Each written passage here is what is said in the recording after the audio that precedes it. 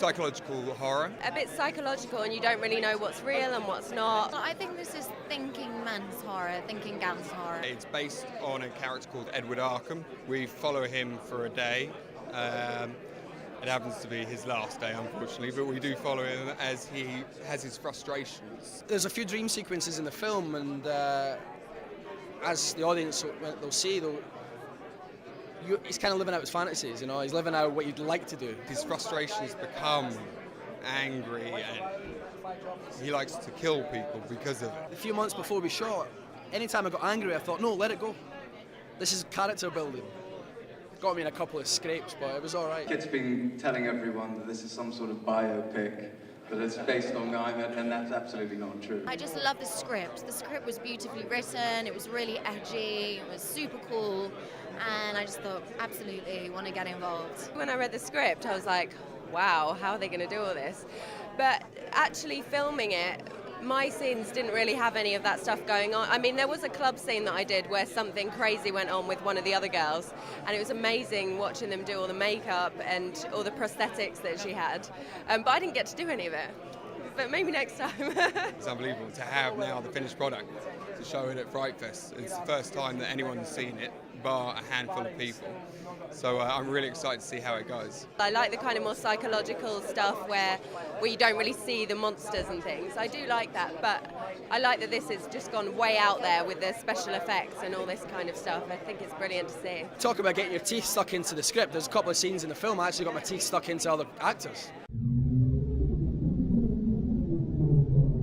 I'd like you to welcome a long-time friend of ours. He's been here 7 times now. Adam Green. FrightFest is the greatest festival on the planet. I've been to all of them multiple times, but there is no other festival like this. And the biggest thing is that as much as they all celebrate the genre, at FrightFest, from a filmmaker perspective, you get to come here and do all this stuff and introduce your film, and then you get to just go sit in the audience and be a fan with everybody else. I was here in 2006 when Hatchet first played. Hatchet 3's got an even higher body count than Hatchet 2, and more gore, more action. If you think of the 3 movies as one long movie, this is the big action-packed climax. The same people made all 3 movies, and you don't usually see that with a slasher franchise. Most slasher movies, they would just pass the torch to new people, and they didn't necessarily care, and they were cash grabs, but this is such a labor of love for everybody who worked on it. I mean, the crew who does huge movies will leave what they're doing when it's time to make another Hatchet movie, and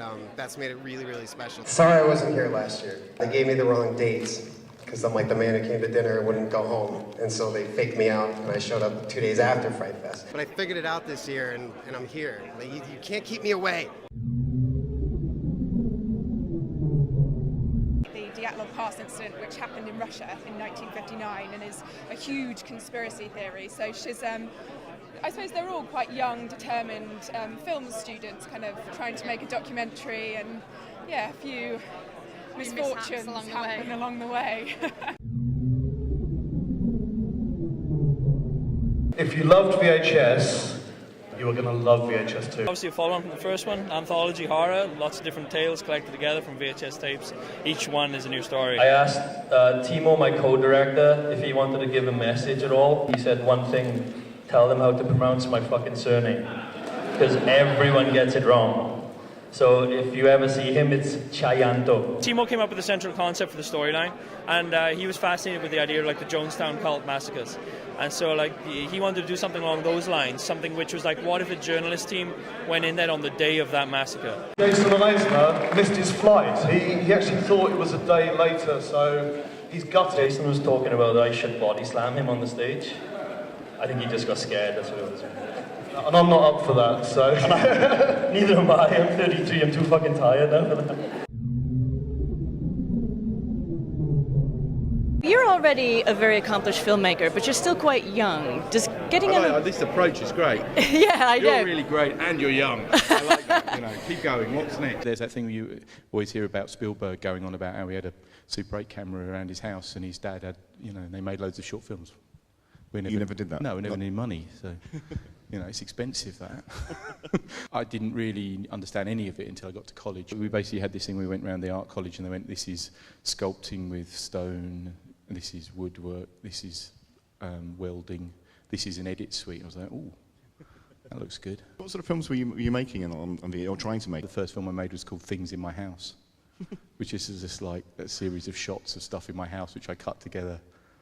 It's not very inspiring, is it? They're not going to be doing a DVD of that, I don't think. And then I did the follow-up, the sequel was books I have read. I want to make more films, but you know, the film police haven't arrested me yet, so I should be able to carry on. We made Kill List, and the first time we showed it to anyone, the financiers screening, which was in a little screening room in Soho, and so about 25 people, and the hammer scene came up, and they all just turned back and looked at me, and I was sitting in the back, and I was like, what? What the fuck? It's a horror film, what do you want? We premiered it at South by, whole rows of people walking out, and you know, which is a signature of my career usually. But it's like you hear in the seats go,